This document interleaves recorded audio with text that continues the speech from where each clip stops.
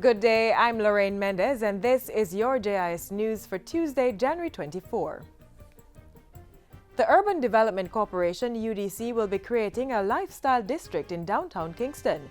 Prime Minister Andrew Holness says this is in keeping with the government's plan to make Kingston the cultural center of the Caribbean. The UDC will be working with the Tourism Enhancement Fund to develop the Kingston waterfront and install multi-use facilities. The government is strategic in rebuilding the skyline of Kingston. And very soon, you will start to see not just the groundbreaking as we're doing here, but you're going to start to see the buildings going up. Mr. Holness says plans are also fairly advanced to develop Government Circle at the National Heroes Park. Government Circle will see to the construction of ministry buildings and the creation of a new Parliament building around an upgraded National Heroes Park. Prime Minister Holness was speaking Friday as he welcomed a $50 million investment in the development of a hotel and state-of-the-art automotive showroom in St. Andrew. The partnership involves the Sandals Resorts International, ATL Autobahn, and Marriott International. While commending the companies for making the investment, the Prime Minister urged other businesses to make similar investments. I'm not saying to people, go out and do things that are risky. I'm not saying to investors, make investment decisions that are not fully calculated. But what I'm saying is that you now have a government in place that is creating the right environment for you to be able to assess risks. Chief of Defense Staff Major General Rocky Meade has reaffirmed the Jamaica Defense Force's commitment to increasing military support for the police in the fight against crime. We have already increased our support to the police to mitigate the impact of these challenges. It is our goal to assist the police in bringing wrongdoers to face the justice system. Major General Meade says the JDF will also lend its support to the Learn, Earn, Give and Save LEGS program for unattached youth.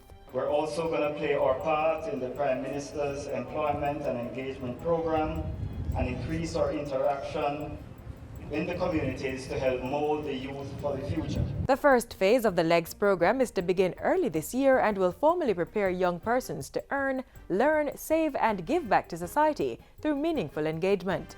Major General Meade was speaking at the Change of Command parade at Up Park Camp on Saturday. The JDF chief was sworn in last month. He takes over from Major General Anthony Anderson, who has been appointed the nation's first National Security Advisor to the Prime Minister. Government has promised to provide further assistance to a St. Elizabeth family in dire need. The family is attached to a 15-year-old girl who is alleged to have been sexually abused by a pastor last month. Earlier, the Child Development Agency provided intervention and counseling. The all-female family also received monetary assistance. And on Thursday, Minister responsible for Gender Affairs, Olivia Grange, visited the family, promising additional help. We've come up with a plan as to how we are going to provide them with the necessary support and to assist them in getting their lives on track, getting the girls trained, getting the family on the PATH program, and overall improving their social conditions and to assist in their relocation. Food for the Poor is providing them with housing solutions, and we will ensure that they are relocated on lands where they will feel safe and comfortable. Minister Grange says the plans are being treated as extremely urgent and should be finalized in the coming weeks. She was accompanied by representatives from the CDA, the Bureau of Gender Affairs and Member of Parliament Franklin Witter.